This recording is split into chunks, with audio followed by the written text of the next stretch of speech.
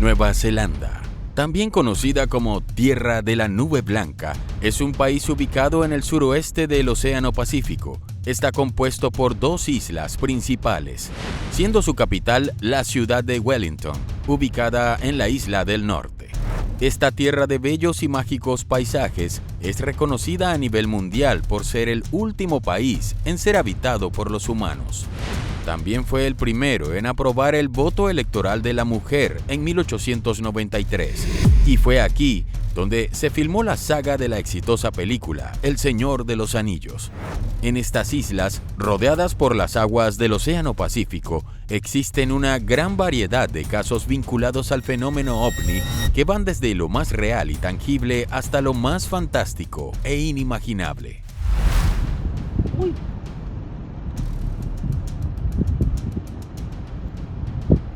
Lạ nhỉ? Ở đó.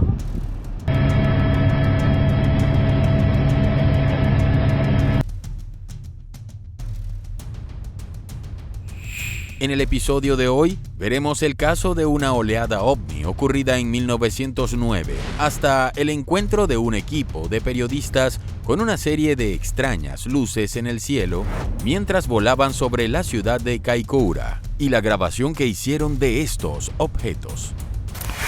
¿Estás preparado? Estas son 10 cosas que te harán creer en extraterrestres. Nueva Zelanda.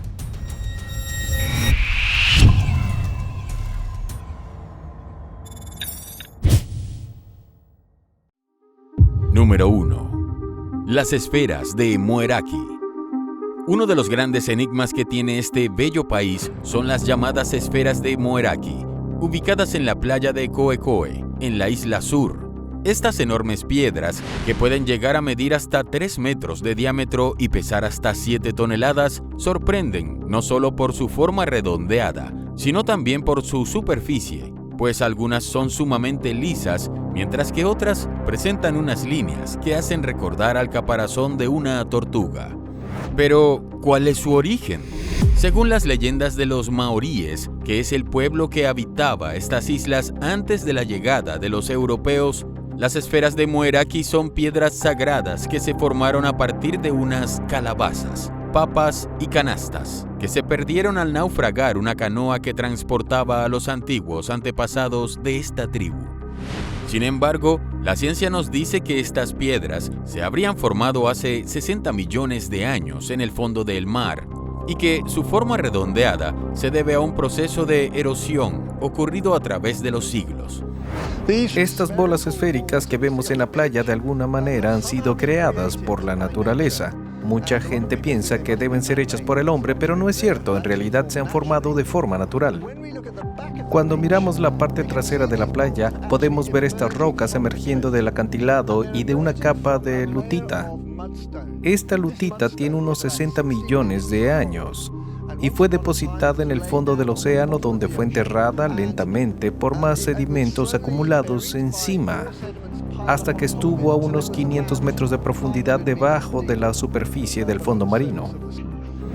Lo curioso es que este tipo de rocas redondeadas las podemos encontrar en otras partes del mundo. Quizá la más conocida sean las esferas de Costa Rica, que fueron descubiertas en la península de Osa, localizada al sur de este país.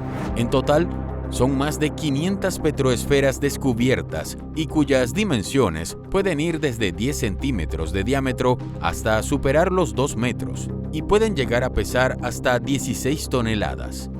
Se cree que fueron creadas en los años 400 o 500 de nuestra era por la cultura de Dikis. Sin embargo, los arqueólogos aún no saben por qué y con qué fin fueron elaboradas. Muchos también se sorprenden que poblaciones precolombinas, con herramientas tan primitivas, pudieran ser capaces de dar una forma tan perfecta a estas rocas tan duras. Es por ello que desde siempre se creyó que estas esferas guardaban un misterio o secreto oculto, tanto en su fabricación como en su interior. Al momento de su descubrimiento, muchas de estas piedras fueron dinamitadas porque se creía que llevaban un tesoro escondido en su interior. Hay también quienes creen que las piedras son mucho más antiguas que las fechas dadas por los arqueólogos o sostienen que fueron fabricadas con algún tipo de tecnología extraterrestre o que son los vestigios de una civilización sumamente avanzada como la Atlántida. Hay arqueólogos que lo que indican es que los caciques del lugar, los reyezuelos del lugar, esculpían esferas y aquel que tuviese más esferas y más grandes sería el cacique que tendría el control, que sería el más poderoso. Aunque las recientes investigaciones lo que han dicho es que no simbolizaría la grandiosidad del cacique, sino del pueblo, de la sociedad de ese cacique. Hay quien dice que las esferas simbolizarían no otra cosa sino astros y estrellas. De esta manera sería un calco de lo que se encuentra en el cielo a lo que hay en la tierra. Pero, ¿es esto posible? En los últimos años han aparecido tanto en África como en Asia e incluso en Europa distintas esferas de piedra que tienen el tamaño de una mano humana y que tendrían una antigüedad de 300.000 a 1,5 millones de años. Los científicos poco saben para qué o por qué fueron creadas. Las teorías van a que eran usadas como armas. Otros creen que estaban destinadas para realizar distintos trabajos en pieles de animales o también para golpear la carne o las plantas. Sin embargo, aún no hay nada concluyente y el misterio de estas misteriosas piedras, tal como sucede con las grandes rocas de Costa Rica y Moeraki, continúa.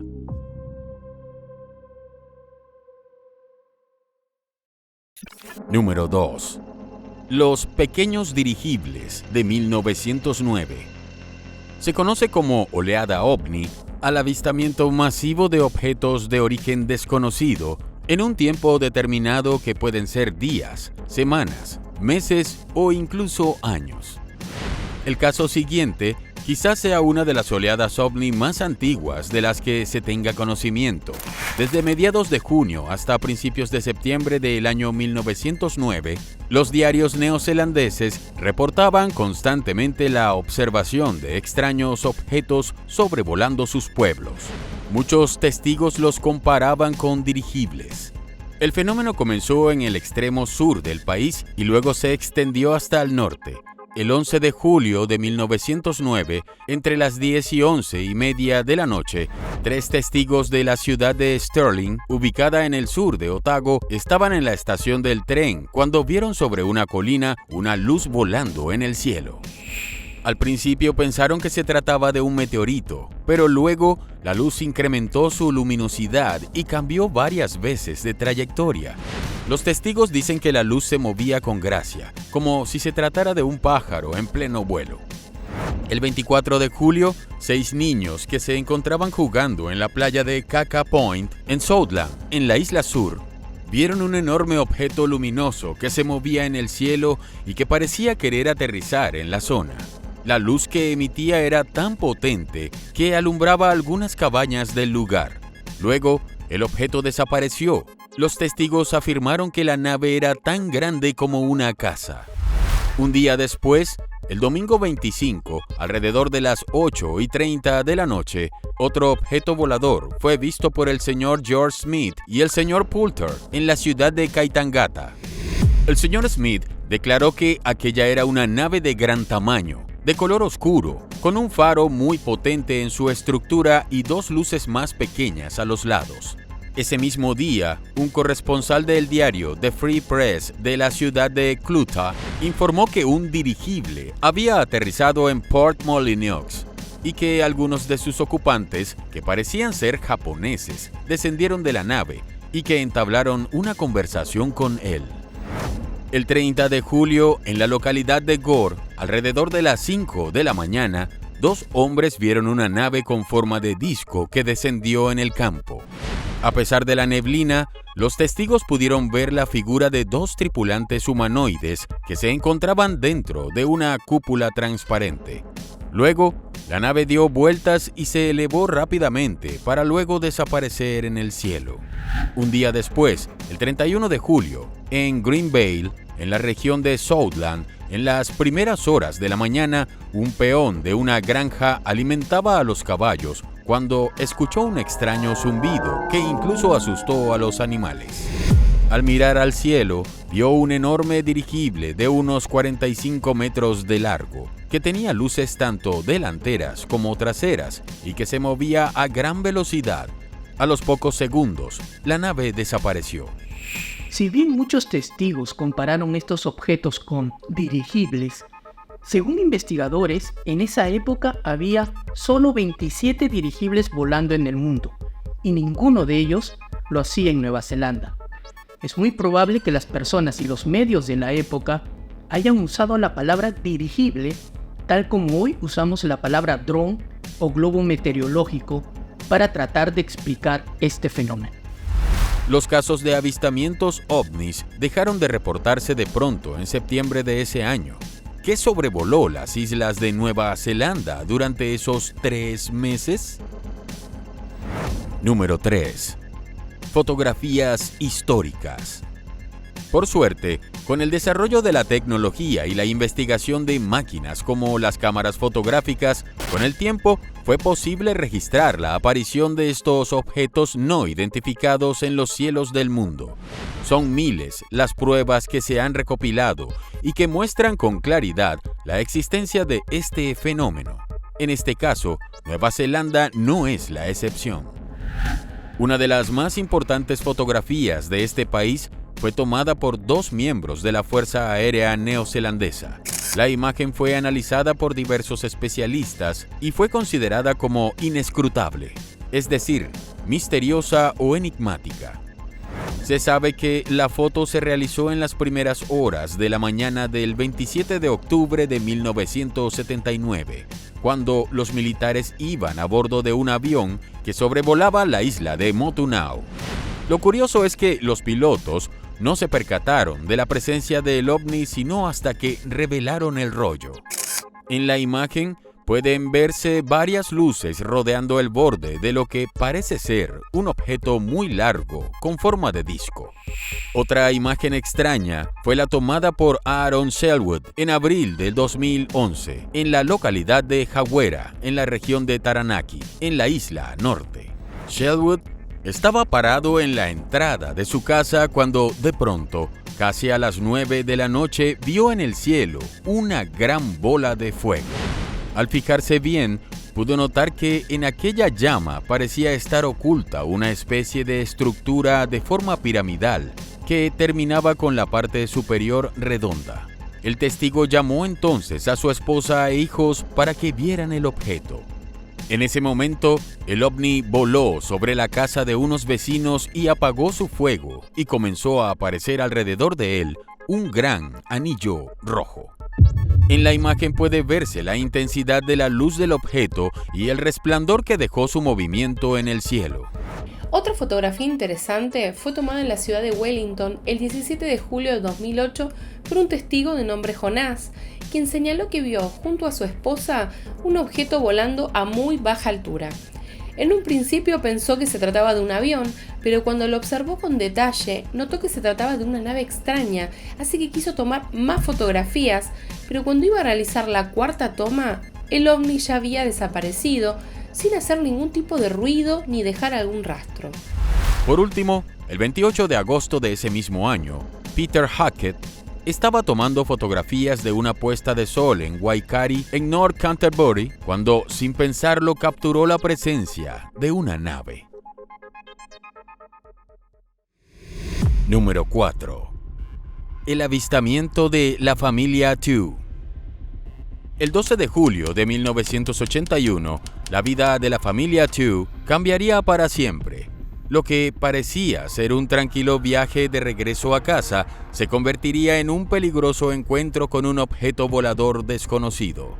Eran alrededor de las 5 de la mañana cuando la señora Tew conducía su vehículo acompañada de su esposo, Ken, y sus 3 pequeñas hijas.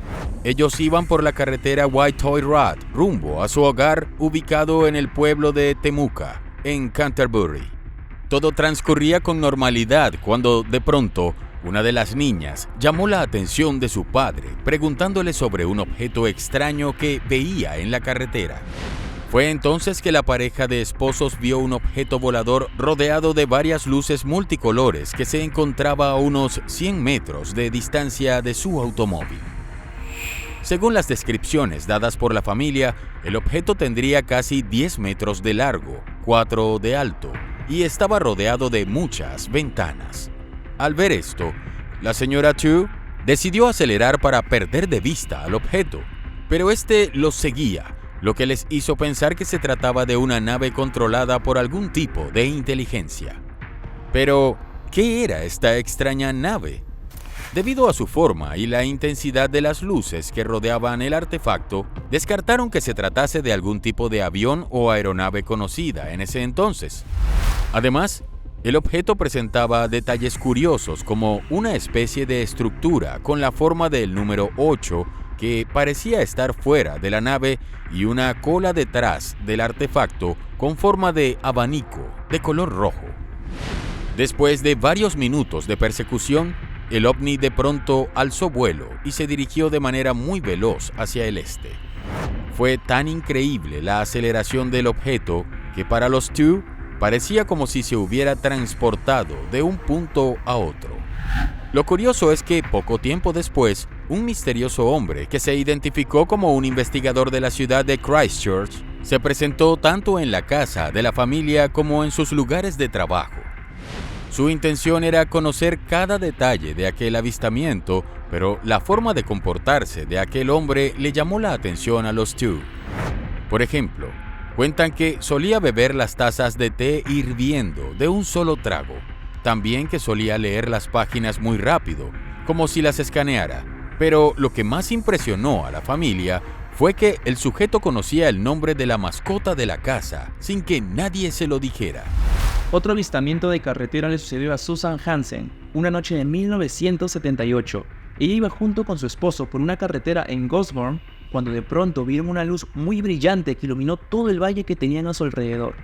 También sintieron un zumbido muy extraño que le provocó mareos. Fue tal el impacto que le produjo aquello que la vinculó hasta el día de hoy con la investigación del fenómeno OVNI, fundando uno de los centros de investigación ufológicos más importantes de ese país, el UFOCUS. Número 5. El encuentro con la señora Moreland.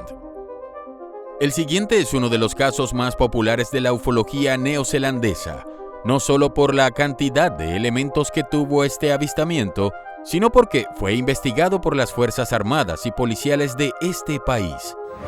Ocurrió el 13 de julio de 1959 en la localidad de Renwick, en Marlborough, ubicada en la isla del sur.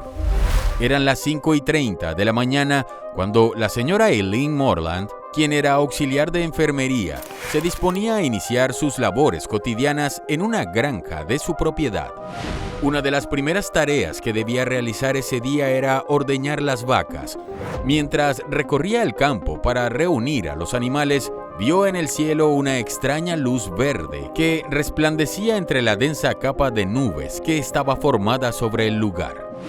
Aquella luz era demasiado potente como para ignorarla. Fue entonces cuando, al dirigir toda su atención sobre esa luz, pudo distinguir que parecían ser dos focos verdes, como ojos, rodeados por un círculo naranja. Notó además que la luz se iba acercando cada vez más y que era tan potente que alumbraba todo el campo. Asustada, corrió hasta un grupo de pinos que se encontraba cerca y allí se escondió mientras se dio cuenta que aquella luz formaba parte de la base de una nave en forma de platillo y que ésta parecía maniobrar para aterrizar en el lugar. La nave tenía entre 7 a 10 metros de diámetro y estaba formada por dos especies de aros, uno encima del otro, que giraban de forma muy veloz en direcciones contrarias, provocando una especie de zumbido alrededor. Encima de la nave había una cúpula transparente que estaba iluminada con una luz muy blanca y en la que podía verse con claridad a dos seres humanoides que medían casi 1,5 metros de estatura. Las criaturas iban vestidas con trajes ajustados de un material brillante, como el papel aluminio, y llevaban cascos plateados que impedían ver con claridad sus rostros. La nave descendió hasta ubicarse a solo 10 metros sobre el campo y a unos 40 metros de donde se encontraba escondida Eileen. Luego de unos minutos, la nave se elevó de manera vertical acompañada de un zumbido muy agudo y se perdió de vista entre las nubes, calentando el aire del ambiente y dejando tras de sí un extraño olor a pimienta. Al regresar a casa, la mujer le contó a su esposo Frederick lo sucedido y este, que trabajaba para la Real Fuerza Aérea de Nueva Zelanda, le dijo que llamara a las autoridades. Fue entonces que tanto la policía como la Fuerza Aérea se interesaron en el caso e iniciaron las investigaciones correspondientes. Luego del incidente, ocurrieron diversos fenómenos extraños en el lugar del avistamiento, como por ejemplo, la presencia de radiación en el área donde se vio el ovni, o que muchos de los árboles que se encontraban debajo de la nave se marchitaron a los pocos días. También, la protagonista de esta historia sufrió de una inexplicable hinchazón en sus manos y comenzaron a salirle manchas de color marrón en su rostro, marcas que tuvo durante 6 años. A pesar de todas estas pruebas, las autoridades no pudieron determinar el origen del objeto que apareció esa mañana en los campos de Renwick. Número 6. El incidente de Kaikoura. En esta serie de Alien Evidence hemos compartido con ustedes muchas historias referidas a encuentros de pilotos de vuelos comerciales y militares con objetos voladores no identificados. El caso que les presentamos a continuación es quizá uno de los más impresionantes y representativos de este tipo de incidentes. No solo por la cantidad y calidad de los testigos que estuvieron involucrados en el hecho, sino también por las grabaciones que se obtuvieron durante el avistamiento. La historia comenzó días antes del suceso principal. El 20 de diciembre de 1978, a las 11 de la mañana, un piloto de la Fuerza Aérea de Nueva Zelanda, llamado Ian Uffindell, informó en pleno vuelo sobre la presencia de una luz muy grande, acompañada de 2 luces más pequeñas, realizando distintas maniobras sobre la base aérea de Blenheim, ubicada cerca del estrecho de Cook, en la isla sur de este país. El avistamiento fue corroborado por el Centro de Control de Tráfico Aéreo de Wellington, poco antes que las luces desaparecieran de forma misteriosa. Un día después, el 21 de octubre, el mismo centro de control registró 3 objetos en el radar sobrevolando el Cabo Campbell. En un principio, pensaron que se trataba de aviones o helicópteros, pero luego se descartó. También llamó la atención la gran velocidad con la que volaban estas luces y la capacidad de una de ellas para detenerse y permanecer estacionada en el aire por mucho tiempo.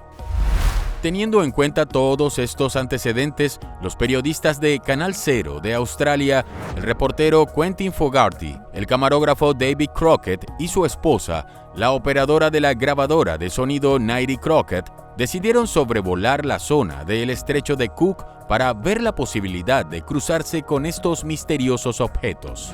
Para ello, contrataron los servicios de un avión de carga Argosy, pilotado por el capitán Bill Startup y el copiloto Robert Ward, ambos pilotos experimentados con más de 7,000 horas de vuelo. Pensé que el trabajo sería interesante. Era una buena historia que estuviéramos siguiendo un fuerte avistamiento de ovnis. Tenía interés en eso, pero no me di cuenta ni por un segundo, y ni siquiera imaginé que nosotros mismos nos involucraríamos en algo. Supongo que estaba bastante escéptico sobre todo el asunto, pero luego recibí la llamada de Quentin Fogarty y me dijo si podía ir y hacer un trabajo. ¿Te gustaría subir al Argosy el fin de semana siguiente y hacer la misma ruta que había hecho Bert Powell? Me preguntó si estaba interesado y le dije, oh sí, lo haré. El avión despegó el 30 de diciembre de la ciudad de Wellington a las 11:50 de la noche. Ya se encontraban en el estrecho de Cook, pero no fue sino pasada la medianoche del 31 de diciembre cuando los pilotos se toparon con unas extrañas luces en la costa de la ciudad de Kaikoura. El capitán se puso en contacto con el Centro de Tráfico Aéreo de Wellington y estos le confirmaron la presencia de las luces e incluso le indicaron que las tenían registradas en su radar desde hacía media hora. Pronto el camarógrafo David Crockett alistó la cámara y grabó el extraño fenómeno. Pero las luces aparecían y desaparecían como si estuvieran jugando con ellos. El caos reinó dentro del avión y gran parte de la tripulación comenzó a sentir pánico al tener este encuentro con lo desconocido en pleno vuelo. Lo primero que vimos fueron este tipo de bolas de luz que aparecían en el cielo. Y en realidad fue solo mirar a través de pequeñas ventanas un cielo muy, muy negro. Y ver luces pulsantes que generalmente comenzaban como un puntito de luz muy, muy pequeño, y luego se convertían en un gran globo de luz. Unos minutos después, el centro de control les avisó sobre la presencia de otro objeto muy cerca de ellos. Los tripulantes pudieron ver una pequeña luz blanca, pero una vez más, esta desapareció. Este comportamiento de las luces ocurrió muchas veces, mientras el centro de Wellington advertía a los pilotos sobre la presencia de estos objetos en su radar. Estos desaparecían a los pocos segundos. Todo estuvo bien al principio. Fue bastante emocionante que de repente hubiera luces, pero nunca había visto algo tan brillante como eso. Y eran como luces brillantes, y luego simplemente se alejaban y luego regresaban a otro lugar un poco más lejos. Pero definitivamente no parecía el reflejo de una luz. Eran dos. Era como si fueran dos sólidos o dos. Y no tenían la misma forma, no eran del mismo tamaño, ya sabes. Uno era como una gran luz, y había un par de luces más pequeñas. Minutos después, el Argosy aterrizó en Christchurch, pero volvió a despegar a las 2:15 de la madrugada para realizar el viaje de regreso a Blenheim. En este caso, Nairi no quiso pasar otra vez por aquella experiencia, así que fue reemplazada por Dennis Grant. Fue justamente Grant quien poco después del despegue divisó una gran esfera luminosa del tamaño de una casa que parecía seguir la trayectoria del Argosy. Toda la tripulación lo vio. Fue entonces que David Crockett apuntó con su cámara a aquella luz y la filmó. Eran estallidos de estrellas brillantes, blancas, de un color plateado.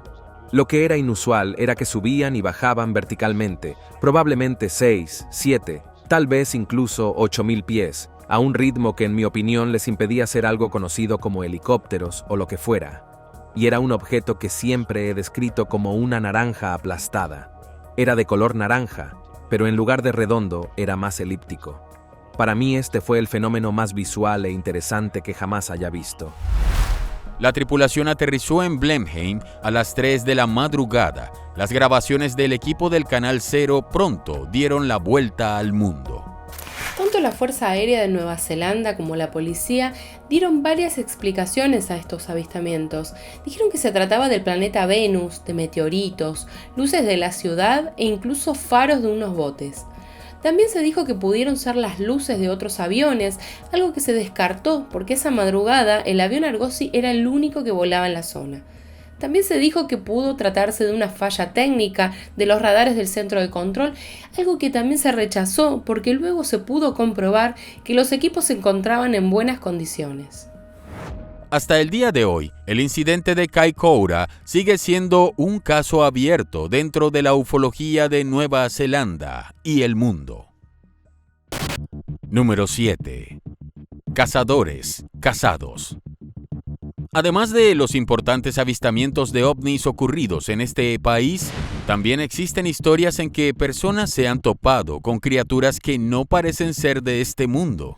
El 12 de diciembre de 2011, en la localidad de Kaimai Rangers, ubicada en la región de Bay of Plenty, en la isla norte, un grupo de 4 hombres llamados John, Lewis, Andrew y el hijo de este último de 12 años, caminaban por las montañas del lugar luego de una larga jornada de caza. Eran alrededor de las 3 de la mañana cuando los hombres vieron una extraña luz de color naranja que se movía de manera errática por una de las colinas cercanas. En un principio, pensaron que se trataba de los faros de un auto, aunque no entendían cómo podía moverse de esa manera. Para asegurarse, Andrew usó la mira de su escopeta para ver más de cerca aquella luz y notó que dentro de ella había una especie de estructura triangular. Los amigos continuaron su camino, pero pronto notaron cómo esa luz incrementó su tamaño y empezó a bajar a gran velocidad del monte, algo que era imposible que realizara cualquier auto o motocicleta.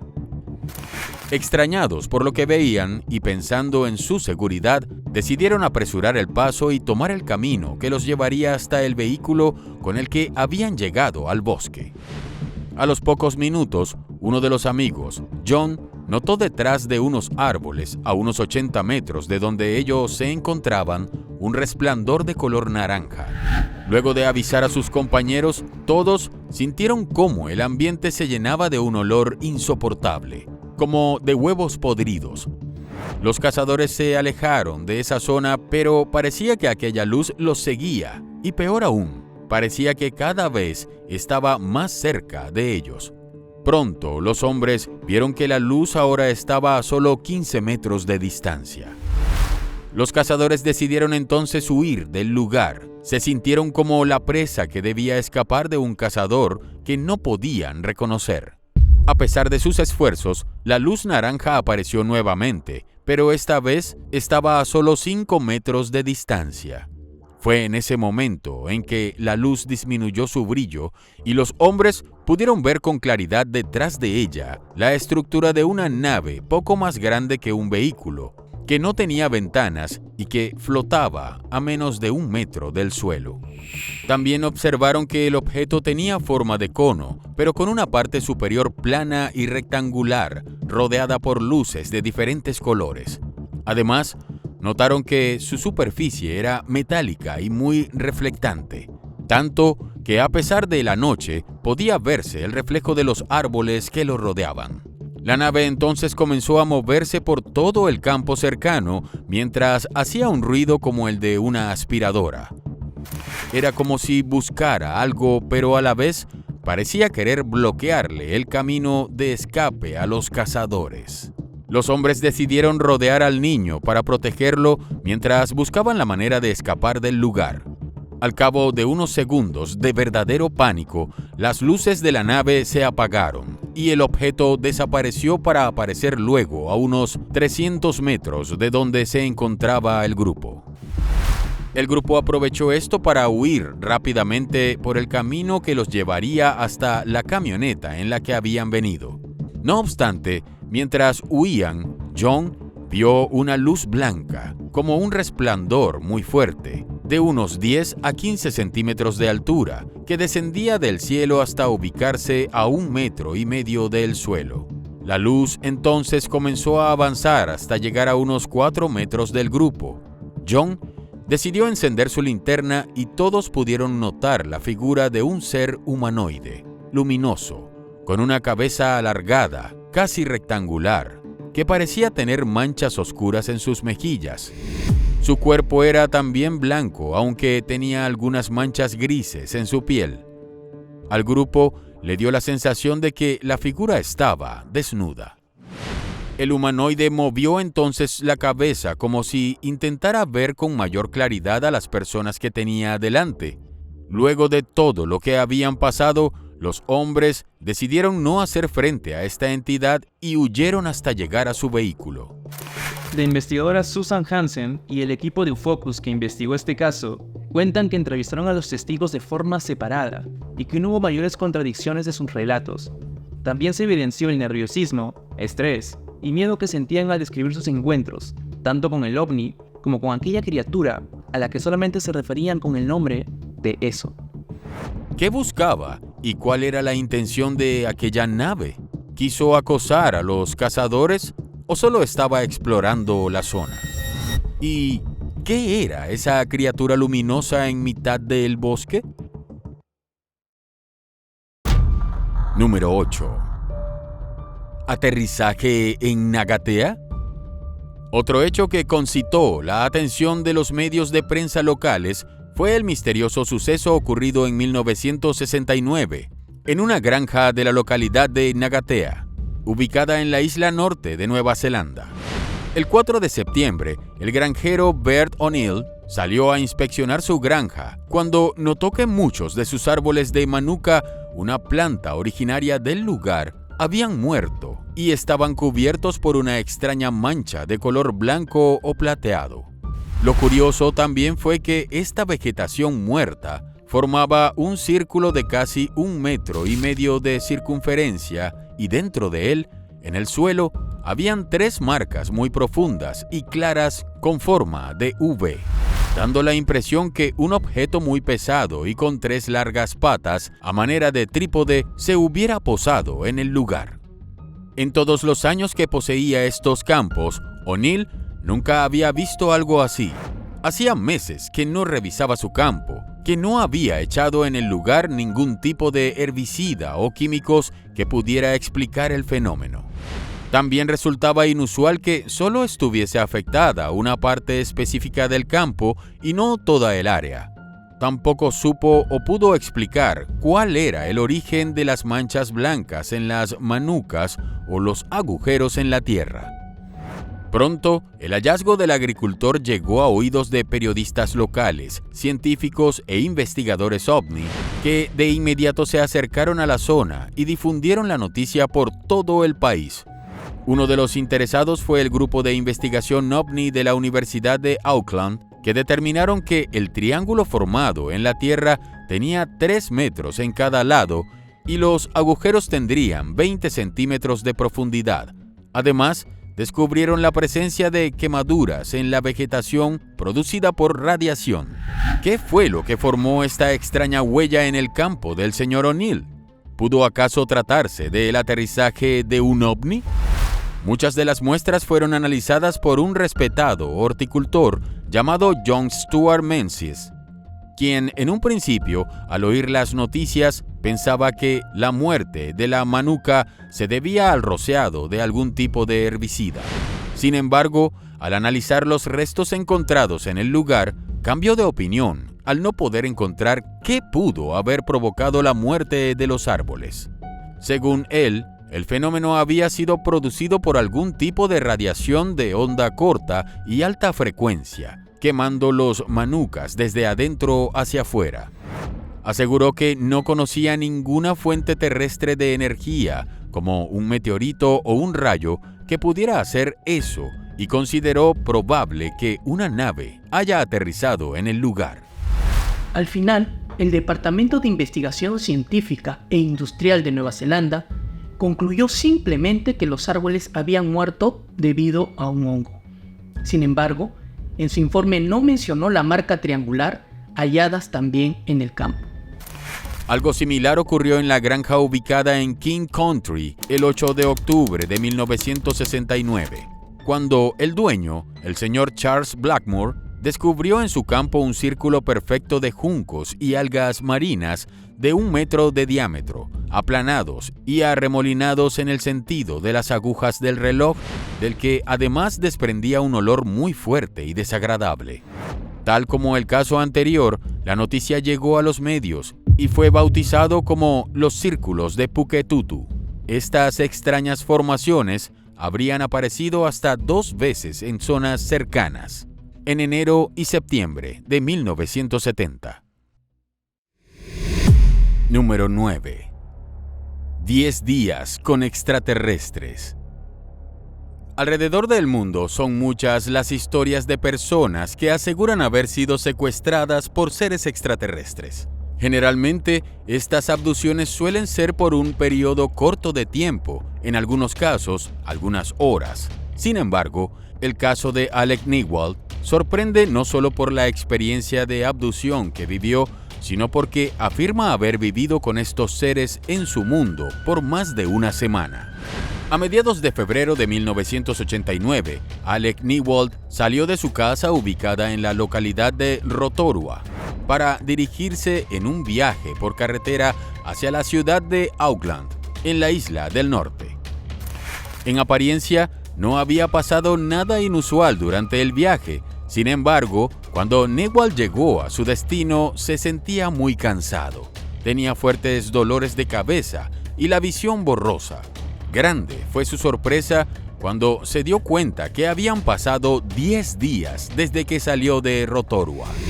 Y lo peor de todo es que no recordaba dónde había estado ni qué había hecho en ese tiempo perdido. Después de varios días, Newald fue recobrando la memoria poco a poco y pudo armar en su mente los hechos que le habían ocurrido durante su viaje. Recordó que estaba en un vehículo cuando de pronto sintió un gran peso sobre él, como si una tonelada de ladrillos le hubiera caído encima.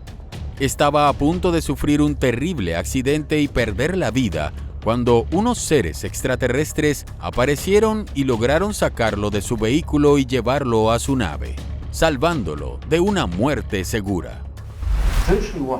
Prácticamente lo que pasó es que sentí como si me hubiera desmayado detrás del volante y en ese momento el auto estaba a punto de estrellarse contra el acantilado. Entonces puedo recordar que todo lo que podía ver era este acantilado, aquellos que se acercaban y tal vez no estuvieran haciendo nada al respecto. Y lo siguiente que recuerdo después de eso es siempre recibí una nube de luz azul y en ese momento no parecía tener un cuerpo. Era como si yo fuera una entidad brillante parada en medio de una nube azul. Ese escenario tomó 24 horas para realizarse y no tengo un recuerdo completo de lo que realmente sucedió durante ese proceso. Me dijeron que estaba pasando por una transformación en esa etapa y creo que fue una transición dimensional para obligarnos a una dimensión superior. No tengo idea de cómo explicárselo con precisión porque ni yo mismo lo entiendo del todo. Definitivamente estaba siendo transformado en otra forma de vida. Ya dentro de la nave, fue llevado a una habitación donde aparecieron 3 seres humanoides muy delgados. Uno de ellos era muy pequeño, tenía cabeza redonda, ojos entrecerrados y una boca y nariz apenas visibles. Este humanoide le dio la bienvenida de manera telepática y le dijo que era el guardián elegido para tratar con él.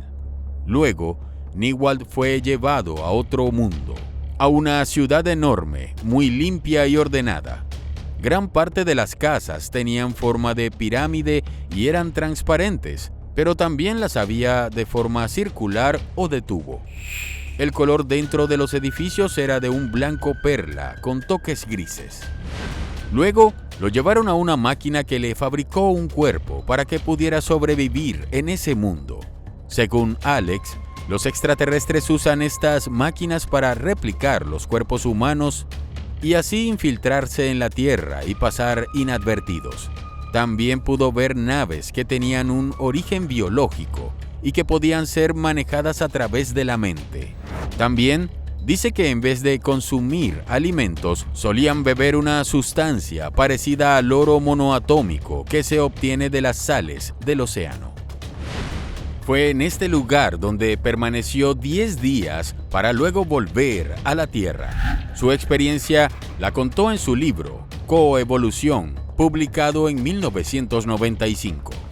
Cuenta Newald que tiempo después de su experiencia lo visitaron 2 científicos del Departamento de Investigación Científica e Industrial de Nueva Zelanda interesados en su historia, quienes para su sorpresa sabían más detalles del avistamiento que él mismo, tanto que comenzó a sospechar que realmente no eran miembros de esa institución, sino personas relacionadas con los hombres de negro. ¿Y tú? ¿Crees que la experiencia de Newald fue real? ¿Crees que es posible visitar otros mundos de manera física? Número 10. La bizarra historia de Jon Stewart. Si el caso de abducción de Alec Newald te pareció increíble, el de Jon Stewart te parecerá aún más. La historia fue escrita por él mismo y publicada en 1963 en la polémica revista Southern Press, bajo el título de UFO Warning. Stewart comenzó a apasionarse por el tema ovni en 1950. Comenzó guardando recortes de periódicos y leer todos y cada uno de los libros relacionados con el tema. Fue tanta su obsesión con la ufología que comenzó a caer en una especie de paranoia, en la que creía que estaba siendo perseguido o que, de alguna forma, el gobierno e incluso los propios seres extraterrestres buscaban impedir que continuara con sus investigaciones. De esto se convenció cuando una noche, mientras leía un libro sobre el tema extraterrestre, recibió una llamada de un hombre anónimo que le advirtió que dejase de indagar más sobre el asunto. Pero esto, lejos de intimidarlo, incrementó su pasión y en 1953 se unió a un grupo de investigación de ovnis que tenía su sede en la ciudad de Hamilton, en Nueva Zelanda.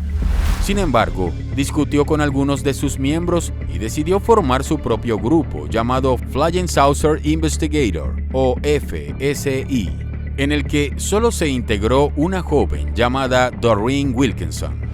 Un día, asegura que un ser extraterrestre les habló a ambos de manera telepática, amenazándolos para que dejaran de lado sus investigaciones o si no, perderían la vida. Poco tiempo después, en una de sus investigaciones, Stewart y Wilkinson se toparon en la casa donde se hospedaban con un terrible olor que era como plástico o azufre quemado. Asustado de que hubiera un incendio, Stewart ingresó a la vivienda y se dirigió a la parte trasera, pero no vio nada. Fue entonces cuando comenzó a escuchar unos extraños ruidos que lo seguían. Al no saber de dónde provenían, comenzó a asustarse. Empezó a gritar a aquella supuesta entidad para que se presentara. En ese momento, sintió que algo le tocaba el hombro. Al voltear, vio con espanto la figura de un terrible monstruo. Era una criatura que medía casi 2,5 metros. Sus ojos eran de color rojo y tenía 2 agujeros en vez de nariz, en tanto que su boca era solo una línea, como si se tratase de un corte. Su cuerpo era de color verde, grueso, abultado y no tenía cuello. Además, sus piernas eran muy cortas y sus pies eran palmeados, como los de un pato, en tanto que sus brazos eran muy delgados y no tenía manos ni dedos. Stewart describió la criatura como algo repugnante, horrible, malvada, desagradable y espantosa. Al verla tanto él como Doreen se quedaron paralizados. Era como si una fuerza psíquica les impidiera moverse. Luego la criatura los miró, como si los revisara de pies a cabeza, y de repente se apartó y desapareció. Después de esta experiencia, tanto Stewart como Doreen vivieron algunas otras experiencias traumáticas y al final decidieron abandonar todas sus investigaciones relacionadas con el fenómeno ovni. Se dice que Stewart volvió a Auckland para pasar el tiempo con su familia.